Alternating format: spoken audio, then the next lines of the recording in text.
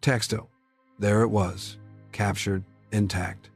One of the most extraordinary aircraft ever built, now in Allied hands, and belonging, until very recently, to the most feared man in Nazi Germany.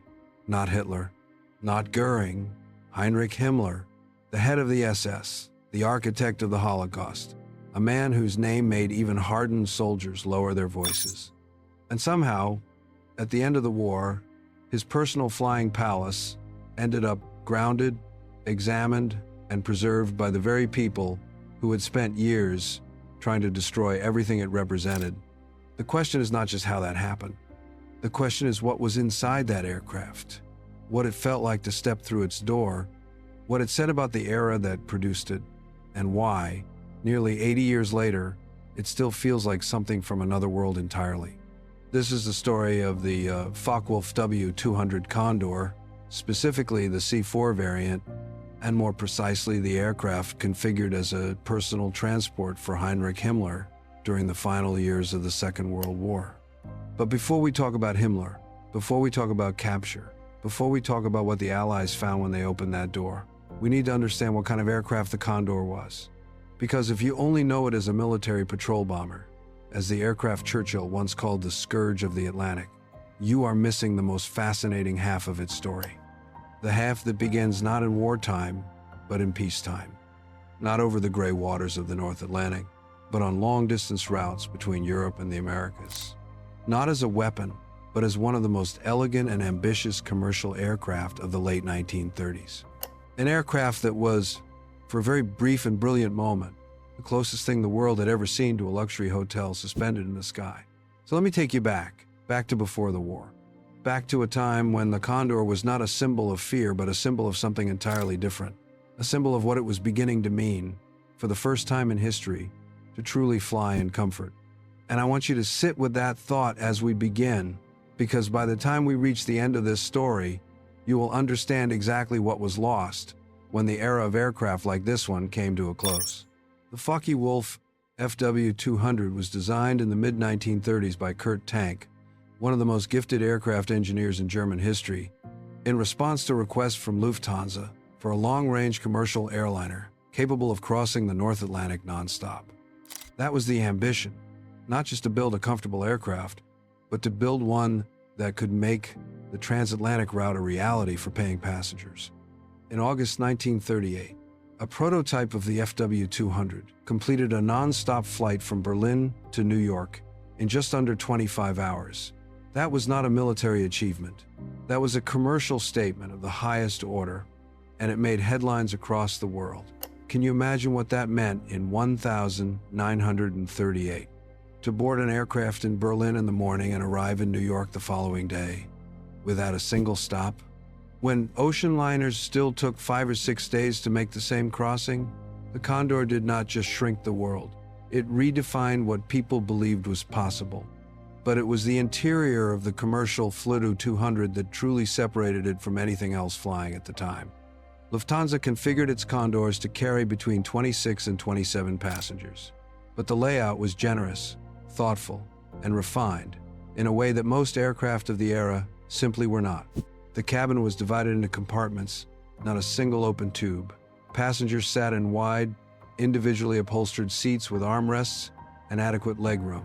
The windows were large enough to actually look out of with pleasure, not mere portholes. The walls were paneled and lined to reduce noise, and the overall impression was not of a military transport or a Spartan machine, but of a carefully designed travel environment in which the passenger's comfort had been considered at every step. This is where one begins to understand that this was a different way of traveling. For the passengers who flew commercially in the Fw 200 during those brief pre-war years, there was a quality to the experience that we have largely forgotten. The aircraft flew at altitudes low enough that, on a clear day, you could look down and identify rivers, coastlines, cities, and mountain ranges with your naked eye. The world below was not an abstraction, seen from 35,000 feet through a tiny scratched oval. It was immediate, real, intimate. You were not removed from geography, you were moving through it. And at cruising speed, the aircraft was quiet enough, by the standards of the time, That conversation was possible without shouting. Meals were served, refreshments were offered. The German precision that went into the scheduling and presentation of Lufthansa's service in those years was genuine and well documented. It was, in short, a way of flying that felt like something, that had texture and atmosphere and presence, and it lasted in that form for only a very short time before everything changed. When war came, the FW-200 was requisitioned and adapted. The elegant commercial transport became the FW-200 C series, fitted with gun positions, bomb racks, long-range patrol equipment, and the entire apparatus of aerial warfare. It was in this role, hunting Allied convoys over the Atlantic, that the aircraft earned its fearsome reputation. But here is the detail most people overlook. Not every Fun 200 became a bomber. Several were reserved, modified, and outfitted for an entirely different purpose. VIP transport. Personal use by the highest figures of the Third Reich. Adolf Hitler himself flew in a Focke-Wulf Fw-200 on multiple occasions. His aircraft, known as Immelmann III, was specially modified with reinforced flooring to support an armored command seat, additional fuel capacity, and a layout configured for the needs of the Fuhrer and his immediate staff. But the aircraft we are focused on today belonged to a different man.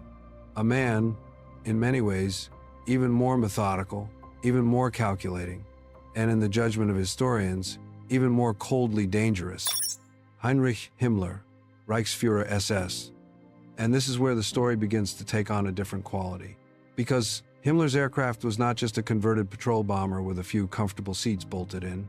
It was a statement, a deliberate, carefully considered expression of status, authority, and what the regime understood, in its own distorted way, as refinement. Now, here is the detail that stops most people when they hear it for the first time. Himmler's Fw-200 C-4 was configured as a personal transport with an interior that bore very little resemblance to the aircraft's military variants. The cabin was divided into functional zones. There was a dedicated area for Himmler himself, fitted with a seat and table arrangement that allowed him to work during flight. There was space for aides and staff, and the overall standard of finish and appointment was substantially higher than a standard military conversion. The aircraft was maintained to an exceptional standard, serviced by dedicated ground crews, and operated with the kind of reliability and care that reflected the personal importance of its primary passenger. Think about that. In the middle of a catastrophic global war, with resources strained on every front, there were men whose sole professional responsibility was to ensure that Heinrich Himmler's personal aircraft was ready, serviced, and immaculate. That tells you something about the priorities of the regime, and it tells you something about the aircraft itself. If this is the kind of detail that fascinates you, the details that make history feel real and immediate rather than distant and abstract, then this is the channel for you. We cover the extraordinary history of luxury aviation, the aircraft and experiences that have been largely forgotten, and we do it in a way that brings them back to life. Subscribe if you have not already, and leave a comment below telling us which detail from this story surprised you the most. We read every one. By 1944, the war was turning against Germany with increasing speed. The Allies had landed in Normandy. The Eastern Front was collapsing. And yet, the machinery of the regime continued operating, including its air transport network for senior officials. Himmler continued to travel by air, and his Fl-200 continued to fly. But time was running out for everything the aircraft represented. The collapse of Germany in the spring of 1945 was not just a military event. It was the sudden, violent dissolution of an entire system. Airfields were overrun.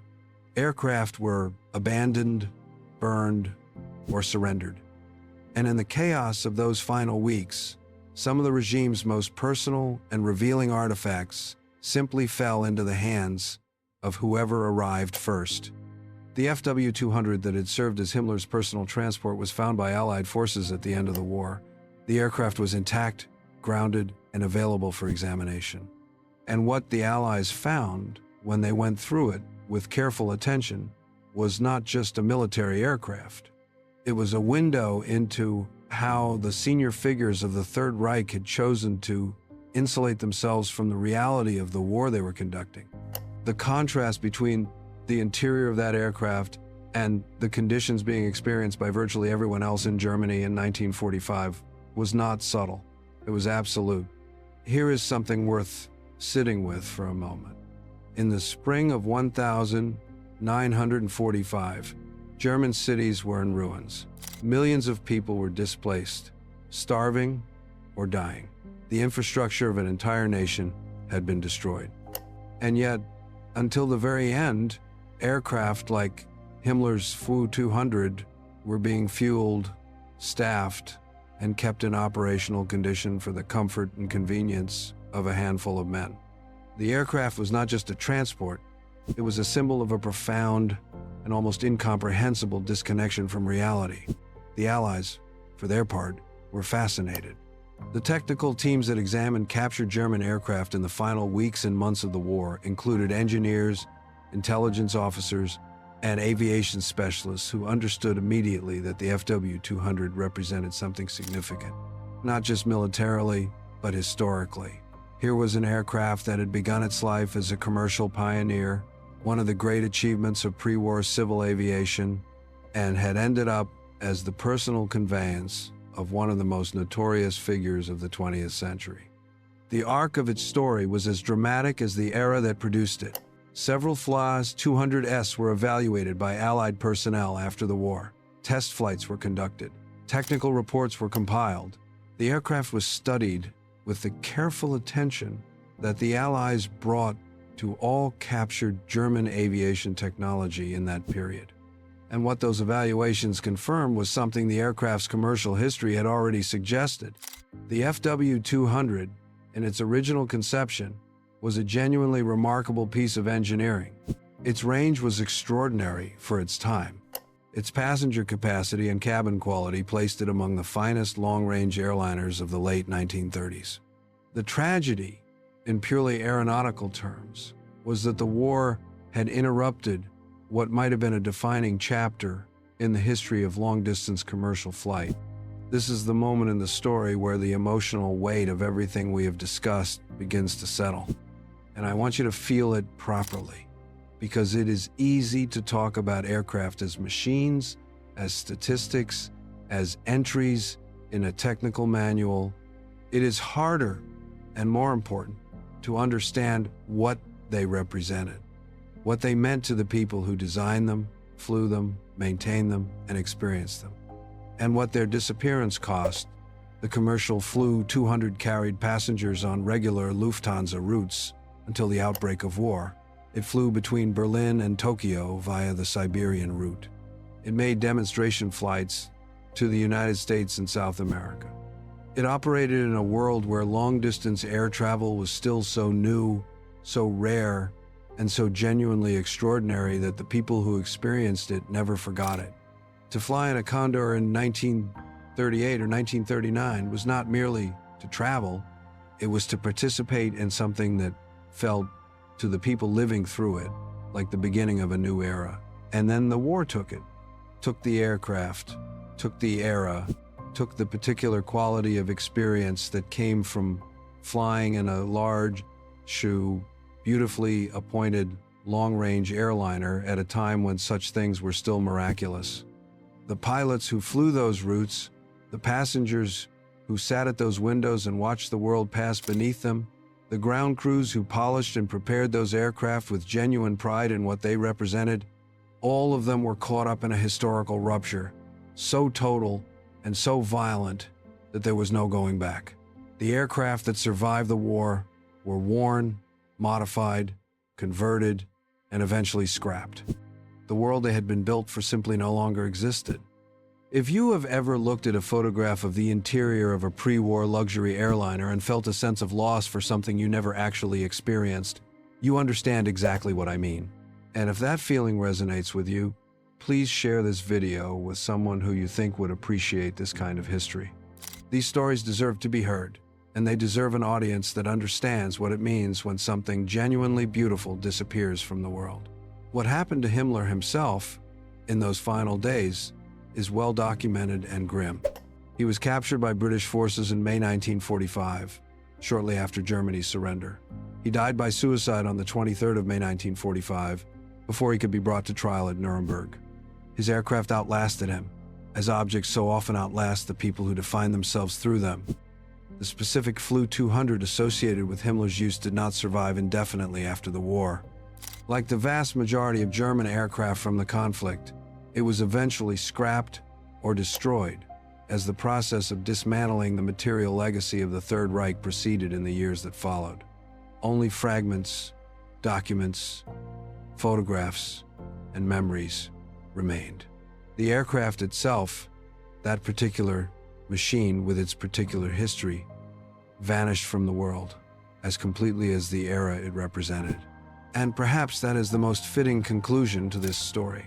The FW-200 Condor began as one of the most optimistic and genuinely beautiful achievements of pre-war civil aviation. It was designed to connect continents, to carry passengers in comfort and dignity across distances that had previously been impossible, to demonstrate that the future of travel was not on the sea but in the air. It was, for a few extraordinary years, a flying expression of everything that the phrase luxury aviation once meant. Space, quiet, refinement, the pleasure of looking out a large window at a world that was suddenly, staggeringly accessible. And then history intervened, as it so often does with things of beauty, and turned it into something else entirely. A weapon, a symbol of fear, a private aircraft for one of the most dangerous men of the 20th century. The same aircraft that had once carried well-dressed passengers on routes across Europe and dreamed of crossing the Atlantic now carried a man whose name was synonymous with systematic murder across the collapsing wreckage of the empire he had helped to build. That is not a contradiction. That is history. That is what happens when extraordinary things are made in extraordinary times, and the times turn terrible. The aircraft did not choose its passengers any more than the ocean liner chose its wars, but it absorbed the history it was given, as all great machines do, and it carries that history with it even now, in the photographs and documents and memories that remain. So let me close with this question, and I genuinely want you to answer it in the comments, because I think there is something real to reflect on here. If you could go back, if you could somehow step through a door and find yourself on a commercial flag 200 Condor in 1938, flying a Lufthansa route over Europe before the war, before everything changed, what would you do first? Would you look out the window? Would you sit at the table and order something? Would you simply stand in the cabin and try to feel with your own hands and your own eyes what it meant to be in a place like that, at a moment like that, when the world still believed that machines like this one were signs of a better future on the horizon? Leave your answer below. I read every comment, and the conversations that come from questions like this one are the reason I make videos like this. If this story moved you, if it made you feel something about what aviation once was and what we have lost along the way, please like this video. It makes a genuine difference to this channel, and it helps us keep telling stories like this one. And if you know someone who loves history, classic aviation, or the culture of a vanished era of travel, send them this video. Some stories are too good to watch alone,